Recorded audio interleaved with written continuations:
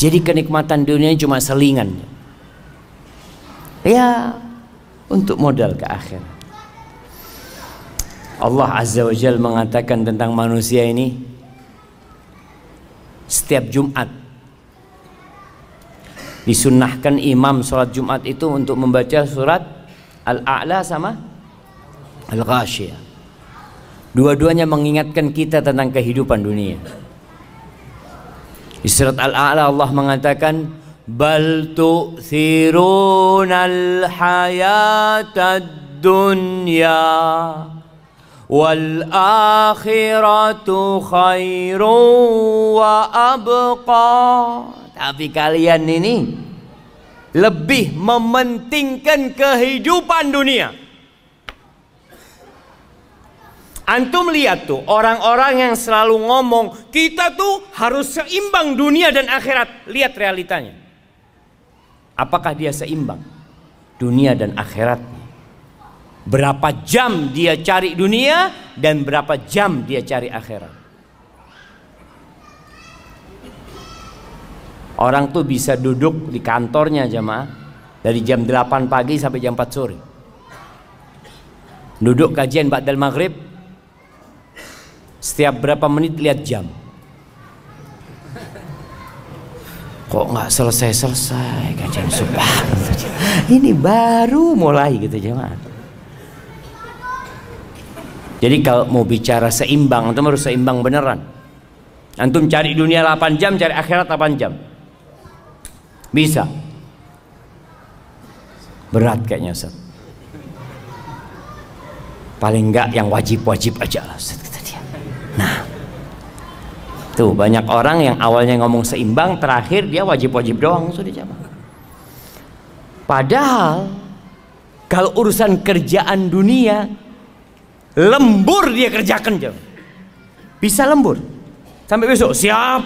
Yang penting ada fulusnya. Gak ada urusan dia jamaah. Siap kajian sampai subuh. Besok kerja Ustaz. Insya Allah. Lembur untuk akhirat itu nggak siap jamaah. Karena apa? Nggak ada fulusnya. Ana izin minum dulu jamaah.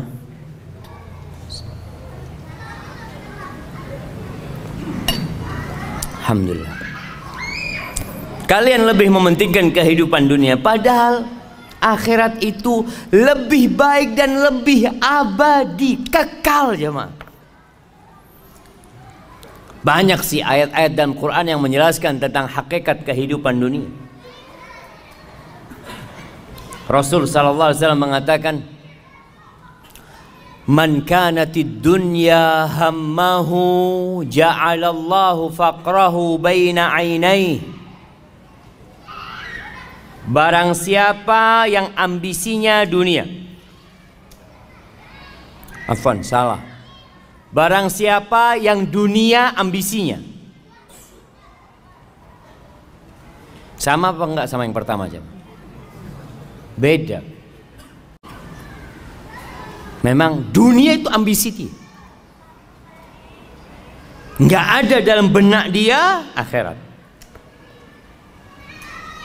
Dia kerja, sekolah, mulai sekolah. Jangan bilang kerja, sekolah. Kenapa kamu sekolah? Ya, supaya dapat pekerjaan. Setelah dapat pekerjaan, ya kawin lah. Setelah kawin, punya anak. Terus punya rumah, punya ini tuh. Jadi dari awal itu akhirat tidak ada dalam benak dia aja. Dunia. Jadi pengaturan dalam otak dia itu dunia. Semua dihitung dengan fulus. Kalau antum tahu orang barat tuh punya istilah time is money. Itu dunia. Jadi kalau orang bicara ambisi dunia, waktu adalah uang. Antum duduk di masjid, antum ditanya, antum dapat apa? Maghrib sampai Isya dapat apa antum? Kalau antum buka warung dapat fulus. Antum jualan online dapat fulus. Duduk di masjid keluar fulus. Karena ambisinya dunia, semua dihitung dengan dunia. Berangkat umroh, haji dihitung sama dunia. Umroh berapa bayarnya. Berapa sekarang jamaah? 25 juta. 25 juta. Keluar fulus itu. Tabungan berkurang 25 juta. Kemudian ninggalkan kerjaan. Keuntungan anak sehari itu umpamanya 200.000. Kalau anak ninggalkan kerjaan selama 9 hari 1.800.000 habis. Belum kalau pulang nanti sakit, capek, nanti di sana masih beli oleh-oleh. Aduh, enggak lah, nggak usah umroh. Subhanallah, karena dia ambisinya dunia. Apa yang akan terjadi dengan manusia yang menjadikan dunia ambisi dia? Ja'alallahu faqrahu baina ainai. Allah jadikan kemiskinan itu di hadapan mata dia. Perasaan takut miskin itu ada di depan mata dia, jemaah. Baina ainai, subhanallah ya. Di antara kedua matanya, kata Nabi SAW. Seperti orang pakai kacamata, jemaah. Kemanapun dia memandang, ke atas, ke bawah, ke kanan, ke samping, yang ada takut miskin. Wasyattata alaihi syamlah, urusannya dicerai-beraikan. Enggak kelar-kelar urusan dia, jemaah. Ana sering sampaikan. Dulu ana berpikir orang yang kaya raya, yang sudah sukses itu akan lebih sering di soft pertama. Karena dia sudah selesai dia. Dia mau makan sampai 7 keturunan sudah ada. Dia udah punya keran. Keran dia di rumahnya dibuka itu bukan air yang keluar, jemaah. Fulus. Sudah punya dia keran, jemaah. Tapi kenapa nggak bisa ngisi soft pertama? Urusannya ruwet. Ada banyak pekerjaan dia. Yang meeting sana, rapat sini, ya Allah. Jangan untuk ibadah, untuk keluarga. Sampai ada cerita di Arab sana. Ada satu orang kaya sukses, jemaah. Waktu untuk keluarganya itu sedikit. Sedangkan tetangganya ini miskin. Akhirnya sering kumpul sama keluarga. Habis asar duduk bareng-bareng sama anaknya, makan pisang goreng, minum kopi. Si istri orang kaya ini cemburu dengan keadaan tetangganya. Maka dia ngomong sama suaminya, "Bang, abang itu kok sibuk terus cari fulus? Nggak lihat kayak tetangga kita bisa kumpul sama keluarganya sore-sore, ngobrol, makan bareng. Masa?" Kata, "Iya." Oh ya, pinter nih suaminya, jemaah. Tetangganya dikasih modal kerja, jemaah. Kasih modal kerja sama dia, ruwet hidupnya, nggak lagi kumpul. Sama sekarang katanya. Yang awalnya punya waktu duduk sama keluarganya, nggak ada waktunya sudah, jemaah. Hadi dunia, jemaah. Jadi subhanallah, Allah jadikan urusannya.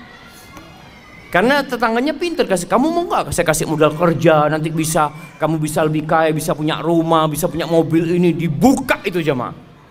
Ya boleh kalau gitu. Hati-hati. Boleh bekerja, nggak dilarang. Kita bicara ambisi. Ambisinya kita tuh ngapain sih hidup di sini? Ambisi antum kerja itu ngapain? Kalau dunia nggak akan pernah rampung urusan antum. Antum lihat jemaah haji kita lebih banyak yang tua daripada yang muda. Kenapa? Apakah mereka baru sukses ketika tua, atau mereka sibuk dengan dunia baru punya waktu ketika tua? Tua pun sama jual sawah. Kenapa nggak dari dulu dijual sawahnya? Kok baru tua jual sawah gitu loh, jemaah? Sama-sama dia jual sawah. Enggak, dulu masih ambisinya dunia sawah. Oh jangan Ustaz, ini kan usaha Ustaz. Nanti kalau mau mati, ya lah nggak apa-apa dijual. Syattata, urusannya dicerai-beraikan jamaah. Artinya dia nggak mampu untuk menjadikan waktunya berkah. Quran nggak bisa baca 1 lembar sehari.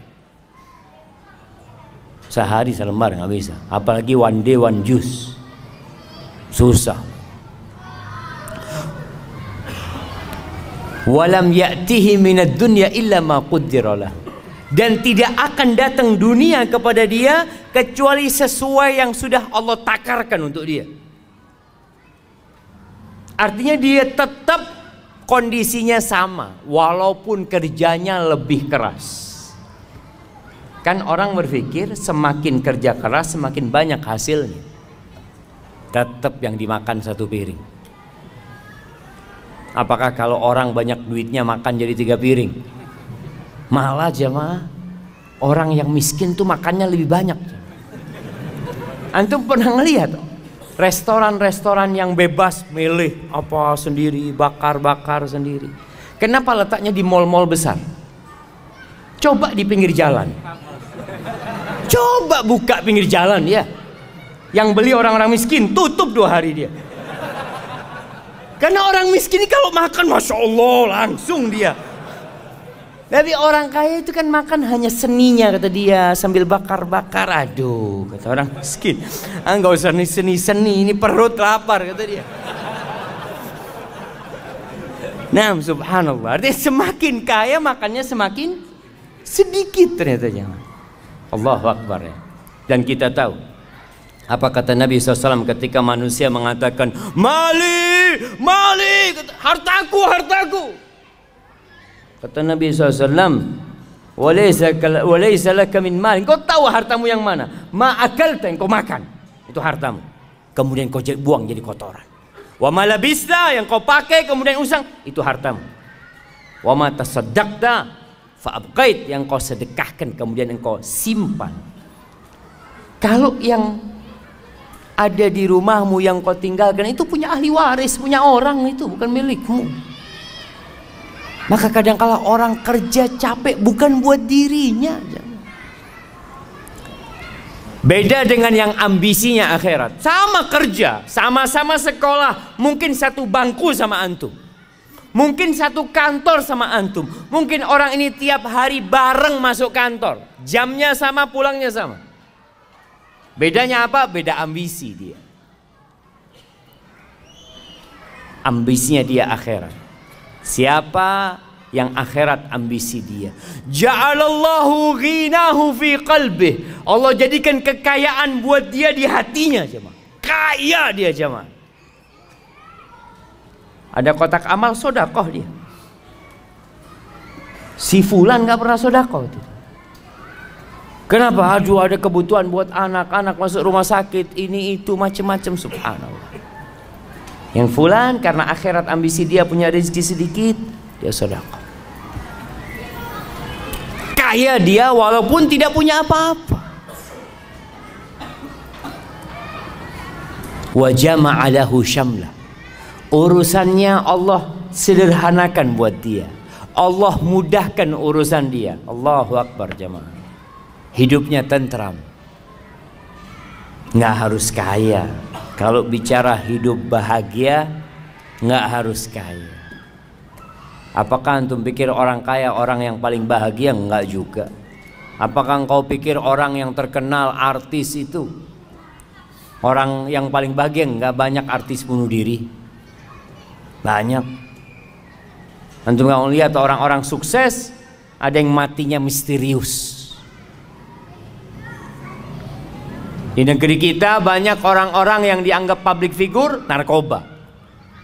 Karena dia nggak mendapatkan kedamaian itu jemaah. Tapi kalau ambisinya akhirat, Allah apa? Urusannya Allah sederhanakan. Nasi sama tempe zen buat dia. Alhamdulillah. Kenapa? Karena alhamdulillah kata Nabi SAW, bihasab ibni Adam luqaimat yuqimna biha sulba. Kata Nabi itu cukup anak Adam ini beberapa suap yang punggungnya bisa tegak, selesai. Nah macam-macam hidup ini. Yang penting punggung tegak, bisa ibadah, bisa kerja, alhamdulillah. Wa atathu dunya wa hiya raghimah. Dan orang ini, dunia itu datang kepada dia dalam posisi dipaksa dunia datang kepada dia. Dia nggak punya ambisi dunia, datang tuh fulus jemaah. Kau tahu ngetok rumah dia, assalamualaikum. Alhamdulillah ada rezeki buat dia. Subhanallah. Ahibati billah. Permisalan dunia ini dikatakan oleh Nabi SAW. Nabi pernah berkata kepada seorang sahabat, namanya Dhahhak bin Sufyan Al-Kilabi radhiyallahu anhu. Nabi mengatakan, ya Dhahhak, ma ta'amuka? Dhahhak, makananmu apa sih? Qala ya Rasulullah, al-lahmu wal-laban. Wahai Rasulullah, alaika salatu wassalam ya Rasulullah. Yang aku makan itu daging dan minumku susu. Qala thumma yasiru ila madza? Terus itu daging itu susu jadi apa? Bingung Dhahhak kan. Jadi apa jemaah? Daging, antum kalau ngelihat ya, steak. Antum lihat steak yang dikasih macam-macam atasnya, ada bumbunya, makannya pakai garpu, satunya dipotong. Jadi apa nanti jemaah? Dhahhak nggak berani ngomong jadi kotoran. Masa sama Nabi SAW ngomong kotor? Subhanallah, adab dan etikanya para sahabat. Dia tidak ngomong jadi kotor. Dia mengatakan, ila ma qad alimta ya Rasulullah. Menjadi sesuatu yang engkau sudah tahu wahai Rasulullah SAW. Subhanallah. Itu adab dan etika para sahabat. Apa kata Nabi SAW? Fa inna Allah tabaraka wa ta'ala daraba ma yakhruju min ibni Adam mathalan lid dunya. Sesungguhnya Allah menjadikan apa yang keluar dari perutnya anak Adam itu permisalan untuk dunia ini jemaah. Dunia ini kayak gitu jemaah. Di riwayat lain, itu hadis tadi diriwayatkan oleh Imam Ahmad. Di riwayat Ibnu Hibban, Rasulullah SAW mengatakan, inna mat'am ibni Adam duriba lid dunya mathalan bima kharaja min ibni Adam wa in qazzahahu wa mallahahu fandur ma yasiru ilaih. Walaupun makanan itu dikasih hiasan ya. Antum kalau makan di restoran-restoran bintang 5 ya, kadang-kadang kasih piring ada tutupnya, nanti masih keluar asap, dibuka, masya Allah ada sayur-sayurnya yang kecil, di model bintang, di model gunung, model apa, makanan macam-macam, masya Allah. Kata Nabi SAW, akhirnya jadi apa? Mau dibikin seperti apa? Oh, ada yang makanan muncung kayak gunung tadi itu jemaah. Ada yang warna merah, warna kuning, macam-macam manusia bikin makanan, jadinya apa? Kita tahu, hadhihi hiyad dunya. Itu dunia kita jemaah. Akhir dunia menuju kepada kerusakan.